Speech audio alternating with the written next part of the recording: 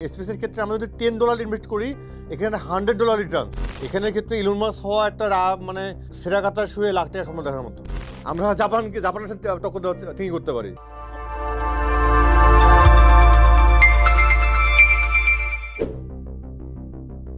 ধুমকেতু এক্স সম্পর্কে বলতে গেলে ধুমকেতু এক্স একটি বাংলাদেশের প্রথম অ্যারোস্পেস কোম্পানি। আমরা মূলত রকেট নিয়ে কাজ করি।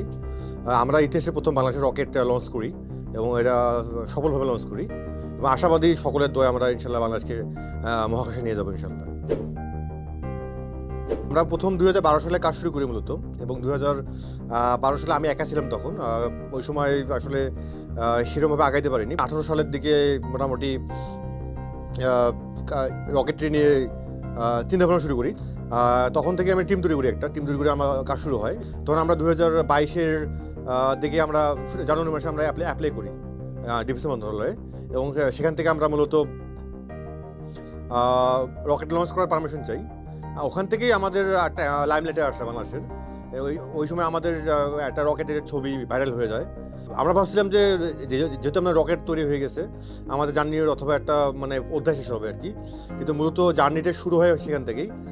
আমরা আশাবাদী 2024-এর ডিসেম্বর নাগাদ আমরা রকেট লঞ্চের পারমিশনের জন্য আমরা অ্যাপ্লাই করতে পারবো। এখন আমাদের R&D ফেসে আছে এবং এটা হবে একটা কমার্শিয়াল লঞ্চ রকেটটি। এটার মাধ্যমে যেটা হবে আমরা স্পেসের মধ্যে বাংলাদেশের প্রথম 15 কেজি পেলোডের একটা জিনিস পাঠাতে পারবো। আমলাতান্ত্রিক বা লাল টেপের যে অসুবিধাটা আছে এই জিনিসটা আসলে আমাদেরকে প্রচুর প্রেরণা দিয়েছে। 2.5 বছর ধরে আমরা রকেট লঞ্চের পারমিশনের জন্য ঘুরে বেড়াইছি। যে এই যে বিষয়টা আছে এই বিষয়টা আসলে এটা যে কোনো প্রতিষ্ঠান বা স্টার্টআপের ক্ষেত্রে সবচেয়ে বড় বাধা।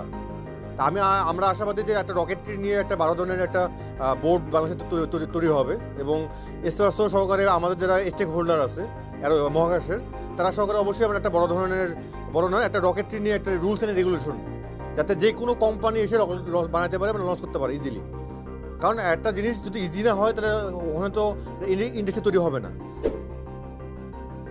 যেহেতু আমাদের কোনো R&D বা টেকনিক্যাল কোম্পানির সেক্টর নেই বাংলাদেশে, মানে তোমার টেকনোলজিক্যাল এখন তৈরি হচ্ছে। তার মানে আমাদের যারা মেধাবী মানুষ, যারা বুয়েট থেকে বেরোচ্ছে, যারা কুয়েট থেকে বেরোচ্ছে, যারা বিভিন্ন ইঞ্জিনিয়ারিং সেক্টরতে বেরোচ্ছে, তার সম্পর্কে সবাই দেশে চলে যাচ্ছে।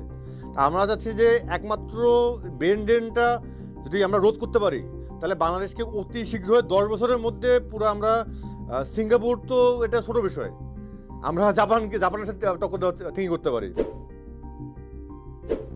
ইলন মাস্ক তো একটা খুবই বড় বিষয়। ও মূলত বেড়ে ওঠা আমেরিকায় আর আমি বাংলাদেশে থাকি। এখানের ক্ষেত্রে ইলন মাস্ক হওয়া একটা মানে সেরা কাতার শুয়ে লাখ টাকা সম্মান দেখার মতো। তবে হ্যাঁ আমরা আশাবাদী, আমরা ও যেটা করতে পারছে ওর যদি আমরা 100 ভাগের 1 ভাগ করতে পারি বাংলাদেশে, এটাই মনে করবো আমাদের সফলতা। গোটা পৃথিবী কিন্তু এখন স্পেস নিয়ে আগাচ্ছে এবং রিসোর্সমেন্ট সব কিন্তু যেমন গ্রহাণু মাইনিং করা বা ইয়ে করা, মানে এখন নেক্সট কিন্তু মাইনিং নেক্সট কলোনিয়ালিজমটা হবেই মহাকাশে। তার মানে কি আমরা যদি পিছিয়ে থাকি তাহলে কিন্তু আমরা অনেক পিছিয়ে পড়ে যাবো রিসোর্স নিয়ে। তা আমার যেটা এখনো আমরা মাইনিং কথা বাদ দিলাম, স্পেস মাইনিং, এখানে যেটা বিষয় আছে আমাদের স্পেসের ক্ষেত্রে আমরা যদি $10 ইনভেস্ট করি এখানে $100 রিটার্ন। এত রিটার্ন বা এতটা ROI অন্য কোনো সেক্টরে নাই। আমাদের যে পুরো টেলিকমিউনিকেশন সেক্টরটা সম্পূর্ণটাই কিন্তু এই স্যাটেলাইট নির্ভর। ডিফেন্স সেক্টর আছে, আমাদের রিলায়েবিলিটি পুরো সম্পূর্ণ বাইরের দেশের উপর।